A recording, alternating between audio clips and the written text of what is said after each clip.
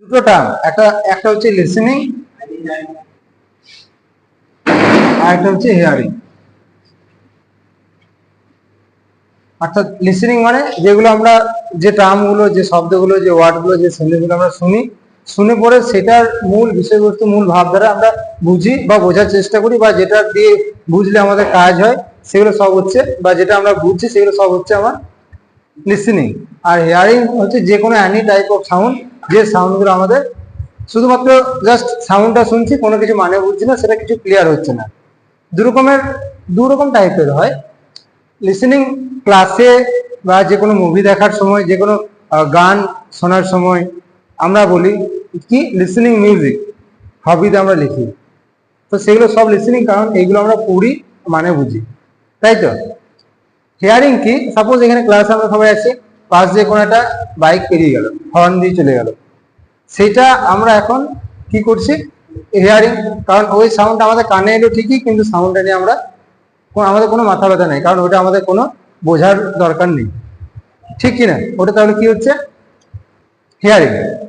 এখানে দুটো সাউন্ড, এই সাপোজ ডাস্টারটা, এই সাউন্ডটা যখন সবাই বেশি চিৎকার করবে, তখন ডাস্টারের সাউন্ডটা মানে কি বোঝাবে, সবাই সাইলেন্ট, কিপ সাইলেন্ট হওয়ার। তাহলে এইটা আমরা শুনছি, এটা তখন কিন্তু লিসেনিং হচ্ছে, কিন্তু এই সাউন্ডটাই পাশের রুমে কি হবে, হিয়ারিং হবে, কারণ পাশের রুম থেকে সাউন্ডটার মিনিং কিছু বুঝতে পারবে না। বোঝা গেল? তাহলে হিয়ারিংটা আমাদের শুধুমাত্র জেনে রাখা দরকার। যে কোনো সময় কথা বলার ক্ষেত্রে কমিউনিকেশন একটা মেইন পার্ট, ভাইটাল পার্ট হচ্ছে কি লিসেনিং। লিসেনিং স্কিল আমাদের এত বেশি গুরুত্বপূর্ণ কেন, বা লিসেনিং স্কিলের বেনিফিট কি? লিসেনিং স্কিলের বেনিফিট যেগুলো আমরা বলবো, যে কোনো ক্ষেত্রে আমাদের লিসেনিংটা খুব গুরুত্বপূর্ণ। যে কোনো কাজ করা ফাস্ট করার জন্য লিসেনিংটা খুব গুরুত্বপূর্ণ। কিরকম, ধরো এইখানে আমরা কিছু একটা টপিক নিয়ে ডিসকাস করছি, সেই টপিকটা তোমরা যদি মন দিয়ে শোনো, আমাকে সেকেন্ড টাইম রিপিট করার কোনো দরকার নেই। নেক্সট ডে, পরের দিন যা কিছু জিজ্ঞেস করবো, তোমরা সেখান থেকে যেটুকু বুঝেছো সেইটুকুর মধ্যে কিছু না কিছু অ্যান্সার দিতে পারবে, ঠিক কিনা। তাহলে সেটা একটা লিসেনিং এর ভাইটাল বেনিফিট। আর যারা ক্লাসে মন দিয়ে শোনে না, বা ক্লাস শুধুমাত্র না, যে কোনো কথা, কারোর সাথে তুমি ফেস টু ফেস ফোনে কথা বলছো বা সামনে সামনে কথা বলছো, সেগুলো যদি কেউ মন দিয়ে না শোনে, তাহলে কি হয়, বারবার রিপিট করতে হয়। বাই ফোন আমরা যখন কারোর সাথে কথা বলি, তখন যদি আমরা মন দিয়ে না শুনি, অন্য মনস্ক যদি থাকে, কি হয় সমস্যাটা, আরেকবার বলার জন্য রিপিট করতে হয়। নেক্সট টাইম বা সেকেন্ড টাইম বলার জন্য রিপিট করার ক্ষেত্রে আমাদের কি সমস্যা হয়, 1 নম্বর টাইম সমস্যা হয়। 2 নম্বর, যে কোনো একটা টপিক ফার্স্ট টাইম যেভাবে বোঝানো হয়, সেটা কিন্তু সেকেন্ড টাইম অত ভালোভাবে বোঝানোর জন্য এনার্জিটা না থাকতেও পারে। তো সেক্ষেত্রে যিনি বুঝছেন, বা তোমরা যে বুঝছো, বা যে রিসিভার, যে রিসিভ করছে কথাগুলো, তার ক্ষেত্রে সেটা সমস্যা হয়, কিছু না কিছু পয়েন্ট মিস হয়ে যায়। নেক্সট, এটা হলো ফার্স্ট। সেকেন্ড বেনিফিট কি হচ্ছে, নলেজ।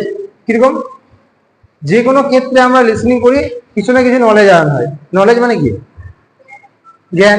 আমরা শুনি ক্লাসের ক্ষেত্রে মেইনলি জ্ঞান অর্জন করার জন্য।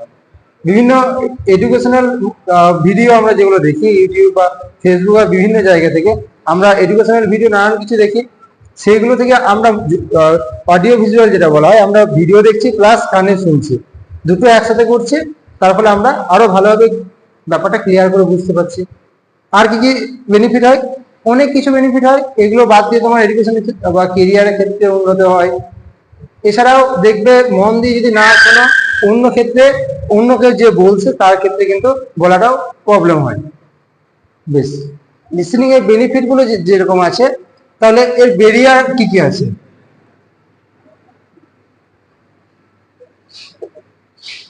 ব্যারিয়ার মানে বাধা।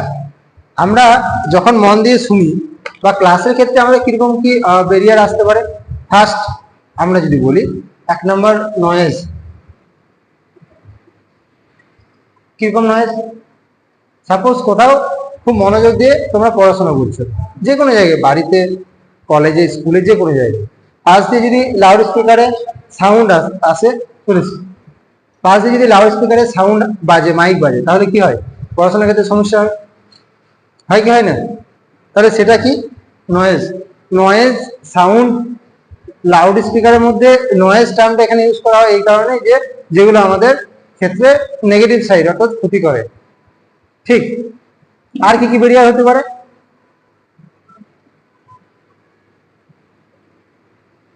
ল্যাঙ্গুয়েজ, ল্যাঙ্গুয়েজটা কিরকম বেরিয়ার হতে পারে?